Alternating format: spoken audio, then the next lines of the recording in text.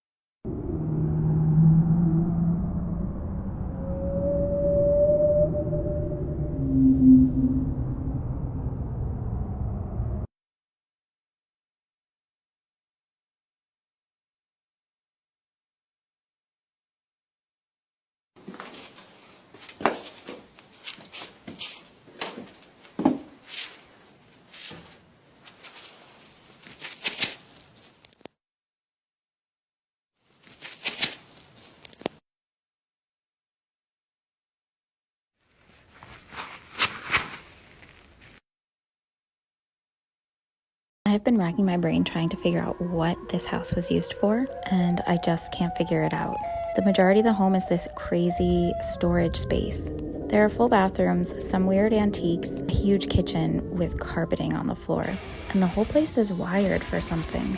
And why is this boarded up? I say get out. Look at the window. Oh god, that means nice. Oh, this little dark spot?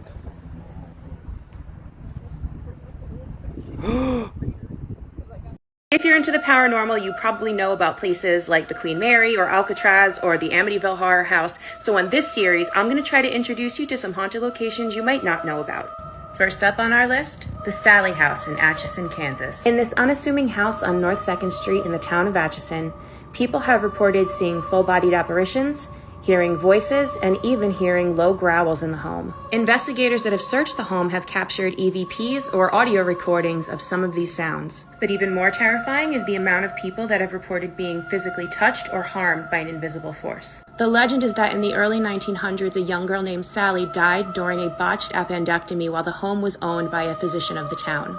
And while people have reported seeing and hearing the ghost of a young girl, there is no historical evidence that this story is true. What we do know is that investigators, visitors to the home, and skeptics alike have had unexplainable experiences at the Sally House.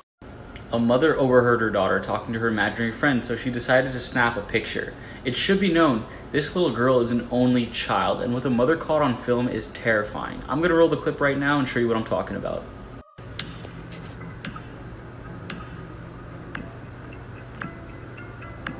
Me and my BF moved into this apartment in October with our cats. The first night I was alone with them, they were fighting on the loft stairs. Then this happened. Looks like somebody pulled them up. Bought an old house, my boyfriend and I. He's in charge of the new construction, converting the kitchen into the master bedroom, for instance. While I'm on wallpaper removal duty, the previous owner papered every wall and ceiling. Removing it is brutal, but oddly satisfying. The best feeling is getting a long peel, similar to your skin when you're peeling from a sunburn. I don't know about you, but I kinda make a game of peeling. On the hunt for the longest piece before it rips.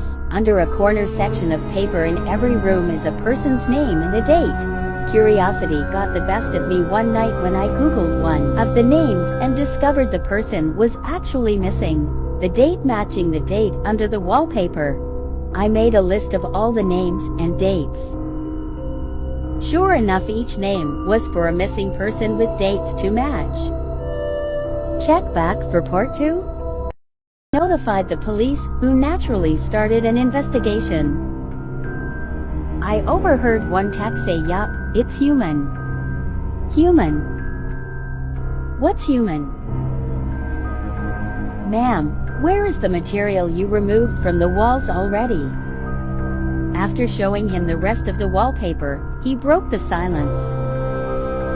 This isn't wallpaper you were removing.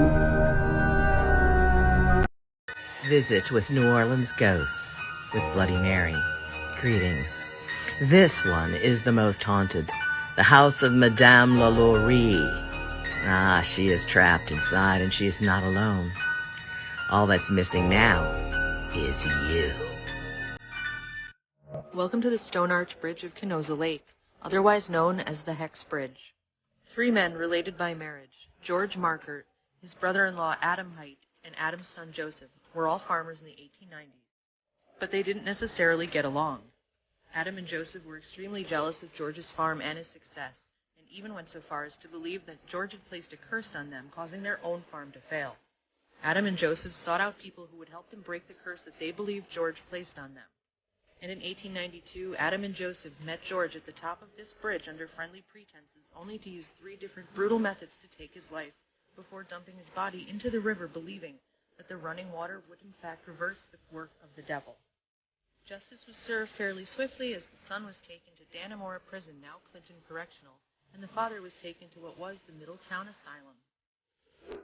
Today I visited an Oddities flea market, and I got to meet a TikTok friend. If you ever have the ability to go to one of these flea markets, I highly recommend that you do.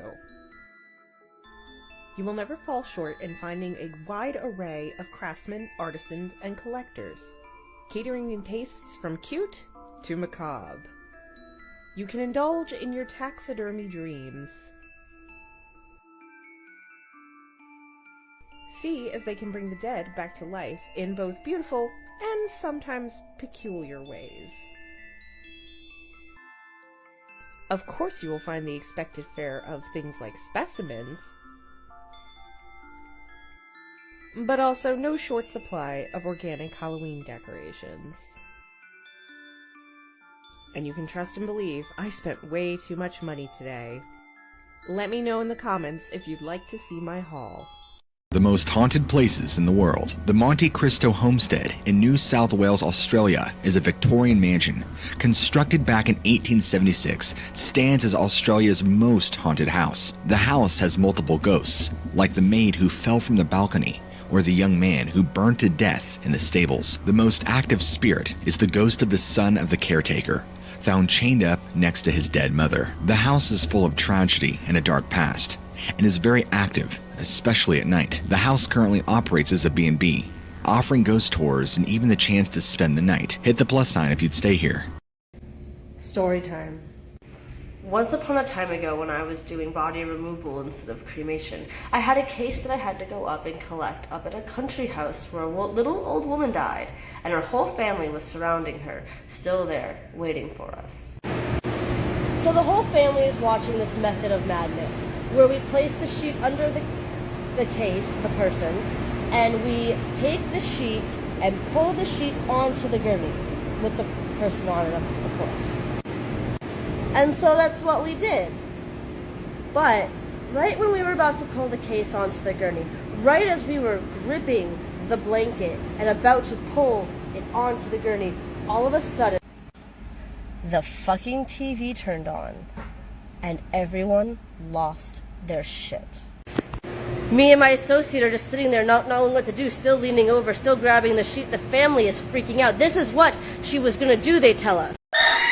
In 1861, it was used as a location to house prisoners of war from the Civil War, and by 1906, it was used to lock away civilian prisoners. But it didn't become the world's most secure prison until the U.S. Department of Justice acquired it in 1933. Solitary Confinement Cell 14D is reportedly the most haunted. In the 1940s, an inmate kept screaming that a creature with glowing eyes was trying to kill him. He was found the next morning, strangled on the floor, even though there was no way someone could have got into him. The next day, the guards counted one too many prisoners during the head count. Some of the guards claimed to see the dead convict in line with other inmates, but only for a second before he vanished. Alcatraz Federal Penitentiary is located in the San Francisco Bay and is rumored to have a number of ghost encounters, including the sound of Al Capone's banjo playing from the showers. Sacramento is one of the oldest cities in California, and with a city that old, of course, there's a bunch of ghost stories. But did you know that the Burger King on Florian Road is said to be haunted? One day, a gunman entered the restaurant, shot the manager, and then shot himself. Now there are stories of the crime being repeated over and over again. Employees report hearing the sound of gunshots and screaming in the restaurant, even though it's completely empty. Mark Twain once lived in this Gothic home in Hartford, Connecticut, which is claimed to be haunted. He had been so interested in the paranormal in life that he joined the Society for Psychical Research in England to learn more of the seances and haunts that were popular in his time. Many who tour the home feel a faint pat on their back or a tap on the shoulder. Guides have noticed wandering guests on tours in Victorian attire. Many believe the hauntings may be attributed to Twain's daughter Susie. Susie had struggled with depression and illness in life. She attended college as an adult, but not for long. After returning home, she fell ill with spinal meningitis and died somewhere in this house. Her family never returned to the home, and they sold it 7 years after her death, leaving her spirit lonely.